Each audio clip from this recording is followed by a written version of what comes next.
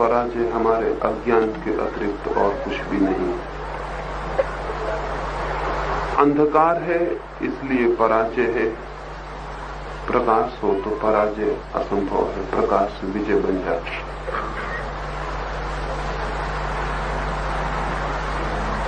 मृत्यु के संबंध में पहली बात आपसे ये कहना चाहूंगा कि मृत्यु से अधिक असत्य और कुछ भी नहीं है। लेकिन मृत्यु ही सत्य मालूम होती है। न केवल सत्य मालूम होती है बल्कि जीवन का केंद्रीय सत्य भी वही मालूम होती है। और ऐसा प्रतीत होता है कि सारा जीवन मृत्यु से घिरा हुआ है, और चाहे हम भूल जाते हों, भुला देते हों, लेकिन फिर भी मृत्यु चारों तरफ निकट ही खड़ी रहती है। अपनी छाया से भी ज्यादा अपने पास मृत्यु है। जीवन का जो रूप हमने दिया है वो भी मृत्यु के भय के कारण ही दिया है। मृत्यु के भय ने समाज बनाया है, राष्ट्र बनाए हैं, परिवार बनाए हैं, मित्र इकट्ठे किए। मृत्यु के भय ने धन इकट्ठे करने की दौड़ दी है। मृत्यु के भय ने पदों की आकांक्षा की है। और सबसे बड़ा आश्चर्य यह है कि मृत्यु के भय ने ही हमारे भगवान और हमारे मंदिर भी खड़े कर दिए। मृत्यु से भयभीत घुटने टेक कर प्रार्थना करते हुए लोग हैं। मृत्यु से भयभीत आकाश की तरफ, परमात्मा की तरफ हाथ जोड़े हुए लोग हैं। और मृत्यु से ज्यादा असत्य कुछ भी नहीं। इसीलिए मृत्यु को सत्य मानकर हमने जो भी जीवन की व्यवस्था की है वो सब भी असत्य हो गई। लेकिन मृत्यु का असत्य हमें कैसे पता चले? ये हम कैसे जान पाएं कि मृत्यु नहीं? और जब तक हम ये न जान पाएं तब तक हमारा भय भी विलीन नहीं होगा। और जब तक हम ये न जान पाएं कि मृत्यु असत्य है तब तक जीवन हमारा सत्य नहीं हो सकता है। जब तक मृत्यु का भय है तब तक जीवन सत्य नहीं हो सकता है। और जब तक मृत्यु से हम डरे हुए कप रहे हैं तब तक जीवन को जीने की क्षमता भी हम नहीं जुटा सकते। जीवन को केवल वही जी सकता है जिसके सामने से मृत्यु की छाया विदा और विलीन हो गई। कपता हुआ मन कैसे जिएगा? डरा हुआ मन कैसे जिएगा? और मौत जब प्रतिपल आती हुई मालूम पड़ती हो तो हम कैसे जिए? हम कैसे जी सकते हैं? और हम कितना ही बुलाए रखें मृत्यु को, वो भूल ही नहीं रहती। मरघट हम गांव के बाहर बनाएं तो भी कोई फर्क नहीं पड़ता, वो दिखाई पड़ ही जाता है। रोज कोई न कोई मरता है, रोज न कहीं मृत्यु घटित होती है और हमारे जीवन की सारी नींव हिल जाती है। और प्रत्येक बार जब भी मृत्यु घटती हुई दिखाई पड़ती है तभी हम जानते हैं कि मैं भी मरूंगा। जब हम किसी की मृत्यु पर रोते हैं तो हम सिर्फ उसकी मृत्यु पर ही नहीं रोते, अपने मृत्यु की खबर पर भी रोते हैं। और जब हम दुखी और पीड़ित होते हैं मृत्यु को देखकर तो हम दूसरे की मृत्यु को देखकर ही दुखी और पीड़ित नहीं होते, उसमें हमारे मरने की संभावना भी प्रकट हो गई होती। हर मृत्यु हमारी मृत्यु भी है। और ऐसे जब तक हम घिरे रहें तब तक हम कैसे जी सकेंगे? तब तक जीना असंभव है। तब तक हमें जीवन का पता भी नहीं चल सकता, न उसके आनंद का, न उसके सौंदर्य का, न उसके रस का। तब तक जीवन का जो परम सत्य है परमात्मा, उसके मंदिर के द्वार पर भी हम नहीं पहुंच सकते। मृत्यु के भय ने एक तरह के मंदिर निर्मित किए हैं, वे परमात्मा के मंदिर नहीं। और मृत्यु के भय से एक तरह की प्रार्थनाएं निर्मित हुई हैं, वे भी परमात्मा की प्रार्थनाएं नहीं। परमात्मा के मंदिर पर तो वो पहुंचता है जो जीवन के आनंद से परिपूरित हो जाता है। और परमात्मा की सीढ़ियां जीवन के सौंदर्य और जीवन के रस से भरी हुई हैं। और परमात्मा के द्वार की घंटियां सिर्फ उनके लिए बजती हैं जो सब तरह के भय से मुक्त होकर अभय हो जाते हैं। तब तो बड़ी कठिनाई मालूम पड़ती है। हम मृत्यु से भरे हुए जीना चाहते हैं, ऐसा कभी भी नहीं हो सकता है। दो में से एक ही बात सत्य हो सकती। ध्यान रहे, यदि जीवन सत्य है तो मृत्यु सत्य नहीं हो सकती, और अगर मृत्यु सत्य है तो जीवन सिर्फ एक सपना होगा, एक झूठ, वो सत्य नहीं हो सकता है। ये दोनों बातें एक साथ होनी असंभव है, लेकिन हमने इन दोनों बातों को एक साथ पकड़ रखा है। ऐसा भी लगता है कि हम जीते हैं और ऐसा भी लगता है कि हम मरेंगे। मैंने सुना है किसी दूर पहाड़ की तलहटी के पास एक फकीर का निवास। बहुत लोग उसके पास बहुत सी बातें पूछने चले जाते थे। एक बार एक आदमी उससे पूछने गया कि हमें जीवन और मृत्यु के संबंध में कुछ बताओ। उस फकीर ने कहा, अगर जीवन के संबंध में जानना हो तो स्वागत है तुम्हारा, आओ द्वार खुले, लेकिन अगर मृत्यु के संबंध में जानना हो तो कहीं और जाओ, क्योंकि मैं ना तो कभी मरा हूं और न कभी मर सकता हूं। मृत्यु का मुझे कोई अनुभव नहीं। अगर मृत्यु के संबंध में जानना है तो उनसे पूछो जो मर चुके, उनसे पूछो जो मर गए। लेकिन तब वो फकीर हंसने लगा। उसने कहा कि उनसे तुम पूछो जो मर ही चुके हैं, उनसे पूछने का भी तो उपाय नहीं। और उस फकीर ने यह भी कहा कि अगर तुम मुझसे ये पूछो कि किसी मरे हुए का पता ठिकाना दे दूं तो भी मैं नहीं दे सकता, क्योंकि जब से मुझे ये पता चला है कि मैं नहीं मर सकता हूं, तब से मुझे ये भी पता चल गया है कि कोई कभी नहीं मरता है। कोई मरा ही नहीं है, उस फकीर ने कहा। कैसे हम माने उसकी बात? हम तो रोज किसी को मरते देखते हैं, रोज मृत्यु घटित होती है। मृत्यु बड़ा सत्य है, प्राणों को छेद कर दिखाई पड़ता है। आंखें बंद करें कितनी ही तो भी दिखाई पड़ता है। कितने ही भागें और बचें वो तो हमें घेर ही लेती है। इस सत्य को कैसे झुठला दें?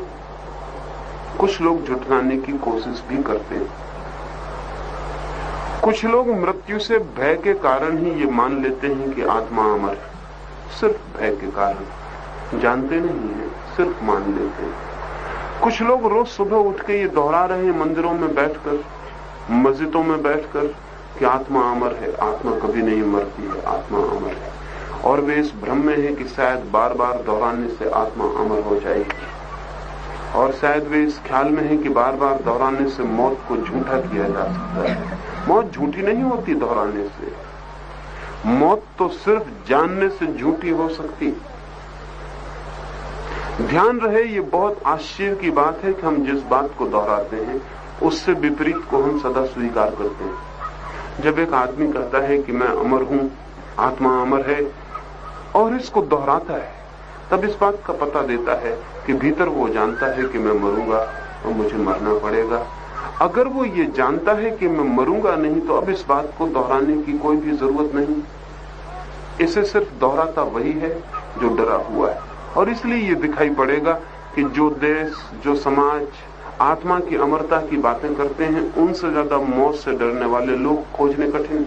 ये हमारा ही देश जो आत्मा की अमरता की बात करते थकता नहीं, लेकिन फिर भी हमसे ज्यादा मौत से कोई डरता है इस पृथ्वी पर। हमसे ज्यादा मौत से कोई भी नहीं डरता है। इन दोनों बातों में कैसे तालमेल बैठेगा? आत्मा को जो अमर मानते हैं, उनके गुलाम होने की कभी संभावना है? वे मर सकेंगे, मरने के लिए तैयार रहेंगे, क्योंकि वे जानते हैं कि मृत्यु है ही नहीं। जो जानते हैं कि जीवन अमर है, आत्मा अमर है, वे पहले चांद पर उतरेंगे, वे पहले एवरेस्ट पर चढ़ेंगे, वे पहले प्रशांत महासागर की गहराइयों में उतरेंगे? नहीं, हम उनमें से नहीं। न हम एवरेस्ट की चोटी पर चढ़ते, न हम चांद पर उतरते, न हम पैसिफिक महासागर की गहराइयों में जाते, और हम आत्मा को अमर मानने वाले लोग। हम असल में इतने डरते हैं मृत्यु से कि उसी डर के कारण हम आत्मा अमर है इसको भी दोहराते रहते हैं। और हमें यह भ्रम है कि शायद बार बार दोहराने से जो हम दोहरा रहे हैं वो सच हो जाएगा। दोहराने से कोई भी बात सच नहीं हो सकती। मृत्यु नहीं है ऐसा दोहराने से मृत्यु नहीं हो जाएगी। मृत्यु को जानना पड़ेगा कि क्या है, मृत्यु का साक्षात्कार करना पड़ेगा कि मृत्यु क्या है। मृत्यु को आंखों के सामने खड़ा करना पड़ेगा, देखना पड़ेगा, जीना पड़ेगा, मृत्यु से पहचान करनी पड़ेगी। और हम सब तो मृत्यु की तरफ पीठ करके भागते रहते हैं, तो मृत्यु को देख कैसे सकेंगे? हम तो सब मृत्यु की तरफ आंख बंद कर लेते हैं। बाहर कोई मरता हो, रास्ते पर किसी की लाश निकलती हो, तो माँ अपने बेटे को घर के भीतर बंद कर लेती और कहती बाहर मत जाओ, कोई मर गया। मरघट इसलिए गांव के बाहर बनाते ताकि वो बार बार दिखाई ना पड़े, मौत सामने सामने ना आ जाए। अगर किसी से मरने की बात करो तो वो कहेगा ये बातें मत करिए। एक सन्यासी के साथ में कुछ दिन तक ठहरा हुआ है। वे सन्यासी रोज आत्मा की अमरता की बात चलाते थे। मैंने उनसे कहा कभी आप ये भी सोचते हैं कि आपके मरने का दिन करीब आ रहा है? उन्होंने कहा कि ऐसी अपशगुन की बातें मत करिए, ये बात ही मत करिए, ये बात करनी ठीक नहीं है। मैंने उनसे कहा जो आदमी कहता है आत्मा अमर है, उसे मृत्यु की बात में अपशगुन दिखाई पड़े तब तो बड़ी गड़बड़ हो गई। मृत्यु की बात में तो उसे कोई भी भय और कोई अपशगुन और कोई बुराई नहीं दिखाई पड़नी चाहिए, क्योंकि मृत्यु तो उसके लिए है ही नहीं। उन्होंने कहा कि हाँ आत्मा अमर है, और फिर भी मैं मृत्यु की बाबत कुछ बात करने की इच्छा नहीं रखता हूं। ऐसी बेकार की बातें नहीं करनी चाहिए, ऐसी खतरनाक बातें नहीं करनी चाहिए। हम सब भी यही कर रहे हैं और मृत्यु की तरफ पीठ करके भागे हुए। मैंने सुना है एक गांव में एक बार एक आदमी को एक बड़ा पागलपन सवार हो गया। एक रास्ते से गुजर रहा था, भरी दोपहरी थी, अकेला रास्ता था, निर्जन था। तेजी से चल रहा था कि निर्जन में कोई डर ना हो जाए। हालांकि डर वहां हो भी सकता है जहां कोई और हो, जहां कोई भी नहीं है वहां डर का क्या उपाय हो सकता है, लेकिन हम वहां बहुत डरते हैं जहां कोई भी नहीं होता। असल में हम अपने से ही डरते हैं, और जब हम अकेले रह जाते हैं तो बहुत डर लगने लगता है। हम अपने से जितना डरते हैं उतना किसी से भी नहीं डरते हैं, इसलिए कोई साथ हो, कोई भी साथ हो तो भी डर कम लगता है, और बिल्कुल अकेले रह जाए तो बहुत डर लगने लगता है। वो आदमी अकेला था और डर गया और भागने लगा, और सन्नाटा था, सुनसान था, दोपहर थी, कोई भी ना था। जब वो तेजी से भागा तो उसे अपने ही पैरों की आवाज पीछे से आती हुई मालूम पड़ी, और वो डरा कि शायद कोई पीछे है। फिर उसने डरे हुए चोरी की आंख से पीछे झांक कर देखा तो एक लंबी छाया उसकी पीछा कर रही थी। वो उसकी अपनी ही छाया थी, लेकिन ये देख के कि कोई लंबी छाया पीछे पड़ी हुई है, वो और भी तेजी से भागा। फिर वो आदमी कभी रुक नहीं सका मरने के पहले, क्योंकि वो जितनी तेजी से भागा छाया उतनी तेजी से उसके पीछे भागी। फिर वो आदमी पागल हो गया होगा, लेकिन पागलों को पूजने वाले भी मिल जाते हैं। जब वो गांव से भागता हुआ निकलता और लोग देखते कि वो भागा जा रहा है तो लोग समझते कि वो बड़ी तपश्चर्या में रत है, वो कभी रुकता नहीं। वो सिर्फ रात के अंधेरे में रुकता था, जब छाया खो जाती थी तब वो सोचता था कि अब कोई पीछे नहीं। सुबह हुई और वो भागना शुरू कर देता था। फिर तो बाद में उसने रात में भी रुकना बंद कर दिया। उसे ऐसा समझ में आया कि जब तक मैं विश्राम करता हूं, मालूम होता है जितना दूर भाग के दिन भर में मैं दूर निकलता हूं, उतनी देर में छाया फिर वापस आ जाती, सुबह में फिर मेरे पीछे हो जाती। तब उसने रात भी रुकना बंद कर दिया। फिर वो पूरा पागल हो गया। फिर वो खाता भी नहीं, पीता भी नहीं, भागते हुए लाखों की भीड़ उसको देखती, फूल फेंकती। कोई राह चलते उसके हाथ में रोटी पकड़ा देता, कोई पानी पकड़ा देता। उसकी पूजा बढ़ती चली गई, लाखों लोग उसका आदर करने लगे, लेकिन वो आदमी पागल होता चला गया। और अंततः वो आदमी एक दिन गिरा और मर गया। गांव के लोगों ने जिस गांव में वो मरा था उसकी कब्र बना दी, एक वृक्ष के नीचे छाया में। और उस गांव के एक बूढ़े फकीर से उन्होंने पूछा कि हम इसकी कब्र पर क्या लिखें। तो उस फकीर ने एक लाइन उसके कब्र पे लिख दी। किसी गांव में किसी जगह वो कब्र अब भी है, हो सकता है कभी आपको उस जगह से निकलना हो तो पढ़ लेना। उस कब्र पर उस फकीर ने लिख दिया है कि यहां एक ऐसा आदमी सोता है जो जिंदगी भर अपनी छाया से भागता रहा, जिसने जिंदगी छाया से भागने में गंवा दी। और उस आदमी को इतना भी पता नहीं था जितनी उसकी कब्र को पता है, क्योंकि कब्र छाया में है और भागती नहीं, इसलिए कब्र की कोई छाया ही नहीं बनती। इसके भीतर जो सोया है उसे इतना भी पता नहीं था जितना उसकी कब्र को पता है।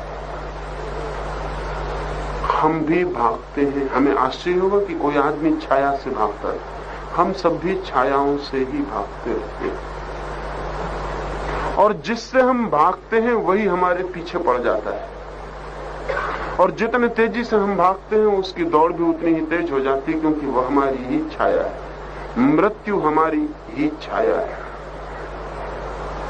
और अगर हम उससे भागते रहे तो हम उसके सामने कभी खड़े होकर पहचान न पाएंगे वो क्या है। काश वो आदमी रुक जाता और पीछे लौट कर देख लेता, तो शायद अपने पर हंसता और कहता कैसा पागल हूं, छाया से भागता हूं। अब छाया से कोई भागे तो कभी भी भाग नहीं सकता, और छाया से कोई लड़े तो कभी भी जीत नहीं सकता। इसका यह मतलब नहीं कि छाया बहुत ताकतवर है, उससे हम जीत नहीं सकते। इसका केवल इतना मतलब है कि छाया है ही नहीं, उससे जीतने की कोई बात ही नहीं उठती। जो नहीं है उससे जीता नहीं जा सकता। इसीलिए लोग मृत्यु से हारते चले जाते हैं, क्योंकि मृत्यु केवल जीवन की छाया है। जब जीवन चलता है तो छाया भी चलती है उसके पीछे। वो जीवन के पीछे बनने वाली शैडो है, और हम कभी लौट के नहीं देखना चाहते कि वो क्या है। तो हम कई बार दौड़ दौड़ के थक के गिर चुके हैं। बहुत बार इस तट पर आप पहली ही बार आए होंगे ऐसा नहीं, और बहुत बार भी आ चुके होंगे। ये तट न रहा होगा, कोई और तट रहा होगा। ये शरीर न रहा होगा, कोई और शरीर रहा होगा, लेकिन दौड़ यही रही होगी, पैर यही रहे होंगे, भाग यही रही होगी। वही मृत्यु से डरते हुए हम अनेक जीवन जी लेते हैं, और फिर भी नहीं पहचान पाते और नहीं देख पाते। और हम इतने भयभीत और इतने डरे हुए लोग हैं कि जब मौत सामने आती है, जब वो पूरी छाया हमें घेरती, तब हम डर के कारण बेहोश हो जाते। कोई भी आदमी साधारणतः मरते क्षण होश में नहीं रहता। अगर होश में एक बार रह जाए तो फिर मृत्यु का भय उसके लिए सदा के लिए विलीन हो जाए। अगर वो एक दफा देख ले कि मरना यानी क्या, मरने में होता क्या है, तो फिर दोबारा उसे मृत्यु का भय न रहे, क्योंकि मृत्यु ही ना रहे। और ऐसा